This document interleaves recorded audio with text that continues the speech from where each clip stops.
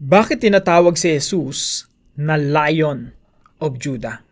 Pag-usapan po natin yan sa devotion natin na ito. Magandang araw po sa bawat isa sa inyo. Welcome back to our 365 Daily Devotions Seminary Edition.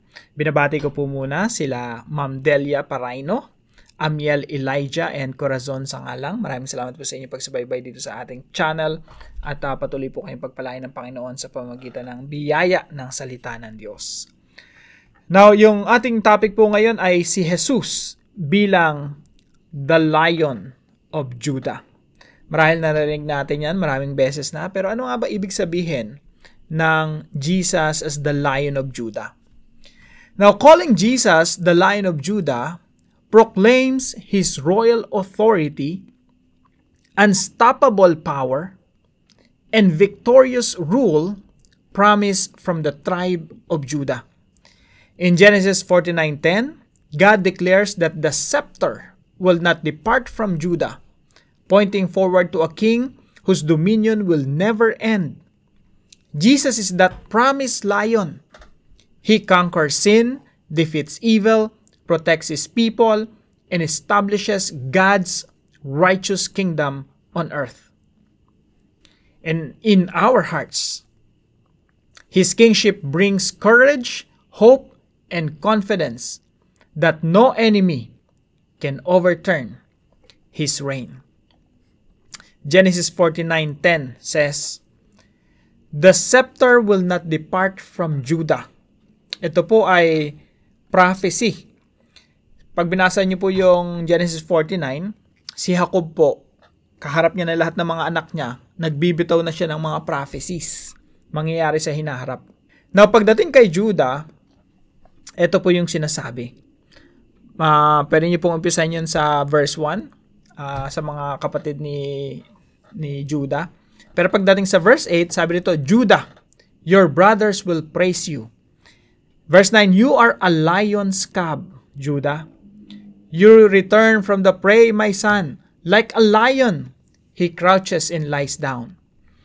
Na pagdating sa verse 10, sabi nito, "The scepter will not depart from Judah." Si Judah biglang nagkaroon ng scepter. Ano po yun tungkod po ng hari yun, scepter. "The scepter will not depart from Judah, nor the ruler's staff from between his feet, until he to whom it belongs shall come, and the obedience of the nations shall be his." Ang setro ay hindi mahihiwalay kay Judah, ni ang tungkod ng pagkapuno sa pagitan ng kanyang mga paa, hanggang sa ang Shiloh ay dumating at ang pagtalima ng mga bayan sa kanya. Ito po yung mga katuruan natin ngayong araw. Marami po ang mga Bible verses po dito. Pwede niyo pong basahin. Now, ito po yung una nating katuruan. "The scepter shall not depart from Judah." So, yung mga points natin dito, directly kinuha na natin dito sa verse 10. So, ano po ba yung scepter? Yung scepter po, tsaka yung ruler's staff, pareho lang po yung very poetic po kasi ito So, pareho lang po yung ibig sabihin nun. Binibigyan tayo ng larawan na para bang si Judah nakaupo, tapos hawak-hawak niya yung kanyang tungkod dun sa pagitan ng kanyang mga paa. So, isipin niyo parang nakaupo, tapos may tungkod, parang haring-hari talaga yung dating. So, sabi dito, "The scepter will not depart from Judah." Yung scepter, yung setro ng pamamahala, hindi yan mahihiwalay kay Judah. "Nor the ruler's staff," yung tungkod ng pagkapuno, yung pagiging pinuno, hindi yan mahihiwalay sa pagitan ng kanyang mga paa. So, "The scepter shall not depart from Judah." Ano yung sinasabi dito ni Jacob? Si Jacob po kasi, sa pamagitan ng Santong Espiritu, nung time na to sa Genesis 49, nangungusap sa pamagitan ni Jacob, nangungusap ang Santong Espiritu, sinasabi sa kanila kung anong mangyayari sa hinaharap. Kaya nga po rito sa lahi ni Judah, diyan talaga manggagaling yung lahi ni Jesus. Diyan talaga manggagaling si Jesus. Now, pause muna tayo, no? Something to think about. Marahil kung malalim na kayo sa Bible, nag-iisip kayo, bakit ba si Jesus hindi galing kay Levi? 12 mga anak ni Jacob, 12 tribo. Yung isang tribo doon, special. Yung tribo ni Levi. Yun yung tribo ng mga priest. Mga pare, yung mga yon, mga saserdote. Di ba dapat manggagaling si Jesus doon sa priestly line? Pero pag tinignan niyo sa Bible, hindi eh. Galing siya kay Judah, hindi kay Levi. So something interesting yan, kasi tanong ko rin yan, pero syempre sa seminary, nasagot na rin, na kaya merong priest, yung role ng priest ay i-prepare yung pagdating ni Jesus. Kasi si Jesus, manggagaling yun sa ibang tribo, sa tribo ni Judah, dito kay Judah. Tapos, kaya pagdating sa New Testament, yung priest na naghanda ng pagdating ni Jesus, si John the Baptist. Si John the Baptist yung galing sa priestly line. Siya yung talagang nag-prepare sa pagdating ni Jesus. Si Jesus, siya yung galing kay Judah. Siya yung hari na prepare. Mahabang istorya pero ganun po yun, no? Para sa mga nagtatanong sa inyo bakit si Jesus hindi galing kay Levi. Bakit kay Judah? Now, kay Judah kasi siya yung lion, siya yung king. And then si David po galing kay Judah. Okay? So, from Judah to King David to Jesus Christ. Of course, maraming generation yon. So, sabi rito, the scepter shall not depart from Judah. Hindi mahihiwala yung paghahari na yun sa lahi ni Judah hanggang sa ipanganak yung Messiah. Point number 2, the Shiloh who owns the scepter will come. Merong Shiloh na darating. Sabi rito, the scepter will not depart from Judah until sino yung he na yan? Si Jesus yan. Siya yung Shiloh. Hindi niyo po makita rito sa English, pero sa Tagalog, nakalagay Shiloh. Pag tinignan niyo po sa Hebrew, nandun po yung Shiloh. Yung Shiloh po, kaya yung iba hindi nila translate yan, kasi mahirap i-translate yan. Very enigmatic yan, full of mystery, yung Shiloh. Noong unang panahon nga po, pinagdidebatihan ng mga rabbi, yung mga Jewish teachers, anong pangalan ng Messiah na darating. Sabi nung isang rabbi, ang pangalan niyan Shiloh. Pangalan ng Messiah. Bakit?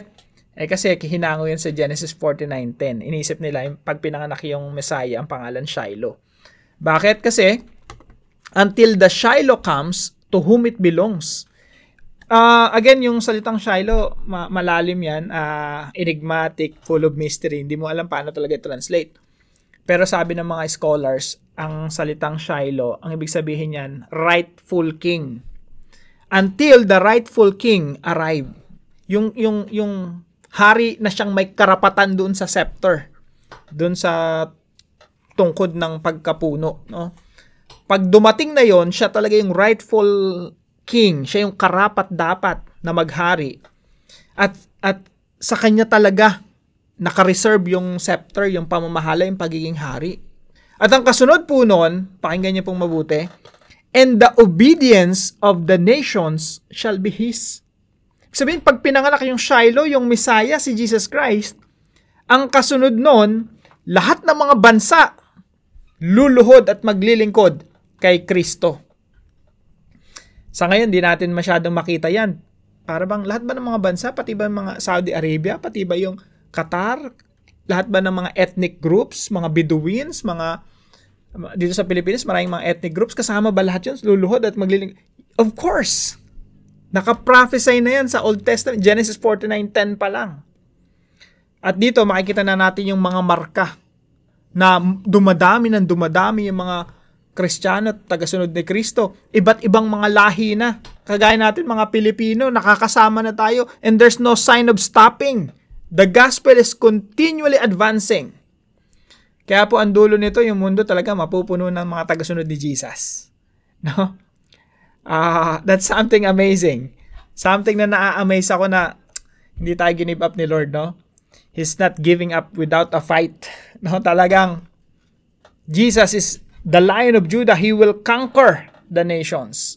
Ganda po nito, Genesis 49:10. Isa po to sa mga gustong-gusto kong mga verses sa Bible. Na umpisa pa lang, sinasabi na talaga yung Lion of Judah. Si Jesus Christ, siya yung maghari. Sa Revelation po, Revelation chapter 5 verse 5, sabi dito, then one of the elders said to me, do not weep. See, the Lion of the tribe of Judah, the root of David, has triumphed. Nagtagumpay. Yung Lion of the tribe of Judah. Sino tinutukoy dito? Walang iba kundi ang ating Panginoong Jesucristo. Now, sa separate devotion, additional video natin, talakayin natin mga verses na natitira rito. Now, dumako po tayo sa application, mga kapatid. Number 1, rejoice that you have come to know Jesus. There's something to rejoice, di ba? Isipin mo kung hindi ka nakakilala sa Panginoong Jesucristo. Isa ka sa mga taong clueless sino si Jesus. At hindi mo alam yung ginagawa ni Jesus is conquering the world. Wala kang kamalay-malay, you're just living your life. Nabubuhay ka lang dito sa mundo just for yourself and for your family or maybe to have some fun. Hindi mo nakita yung meaning of life. Hindi mo naunawaan kung gaano kaganda yung buhay ng naay Kristo. So mga kapatid, rejoice. Kung nasa iyo si Kristo, rejoice. No, magdiwang ka, magsaya ka, mag-celebrate ka. Mag-celebrate tayo because we have come to know the Lord Jesus Christ. Nakakilala tayo sa Panginoong Jesucristo. We are on the right side. We are on the winning side. Nasa kampo tayo ni Jesus na nagtatagumpay. At, kabilang tayo sa mga sinugo ng Panginoong Jesucristo para palaganapin ang kaharian niya dito sa lupa. Rejoice that you have come to know Jesus. Pangalawa po, rescue the lost through the gospel. Yung gospel ni Jesus Christ talaga hindi nag-iista. Minsan kasi iniisip natin parang mundo natin, kawawa naman, walang pag-asa. Ganyan yung mentality ko dati nung ang pangit pa ng theology ko eh. Feeling ko tingin sa mundo pasama ng pasama, walang mangyayari dito, no? Hopeless and helpless. Pero when I realized that, the whole Bible is talking about conquest. Si Jesus, He's conquering the world. Sabi ko, ibang klase, nabuhayan yung loob ko, no? Nakita ko yung mundo in a different way.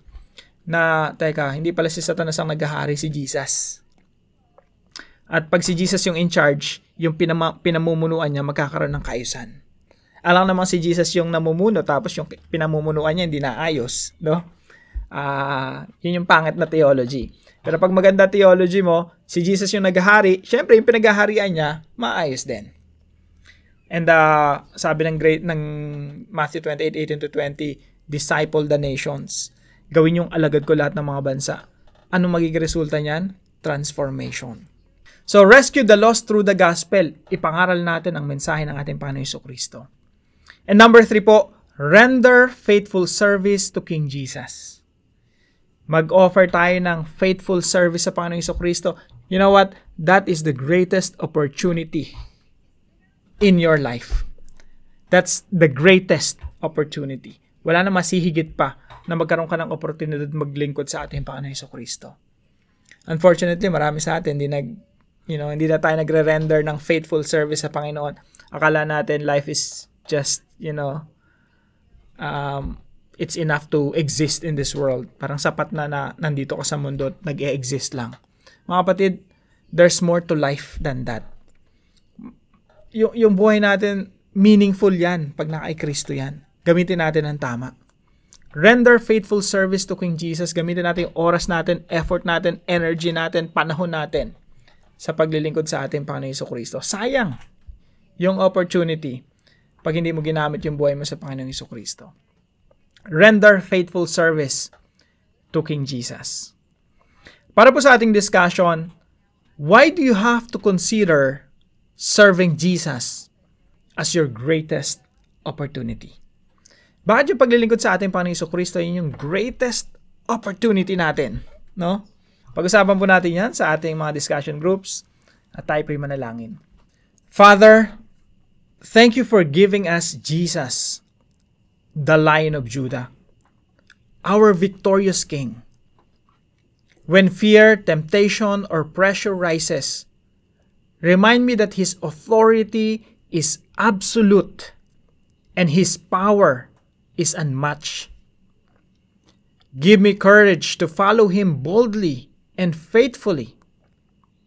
Help me submit my desires, decisions, and struggles to His rule. Let His victory shape my confidence and His kingship shape my obedience. I trust in the mighty Lion who reigns forever. In Jesus' name, amen and amen. Maraming salamat po sa bawat isa sa inyo na nakasubaybay dito sa ating channel. At I hope sama-sama po tayong lumalago sa ating pananampalataya. Binabati ko rin po yung mga house church leaders natin na ginagamit ng Panginoon na makapag-lead ng mga tao palapit sa ating Panginoong Jesucristo. Isa po yung paglilingkod sa ating King of Kings and Lord of Lords, Jesus the Lion of Judah. And I hope you take it as a privilege to serve the Lord Jesus Christ in our various capacities. So, ang Lord po ang magpala sa inyo. Salamat po sa inyong pagsubaybay dito sa ating mga devotions. Na kung kayo po ay may natutunan, ipalam niyo lang po sa comment section right below this video. And please don't forget to share this devotion to your family and friends. God bless you po. See you po tomorrow 5 a.m. dito sa ating daily devotions.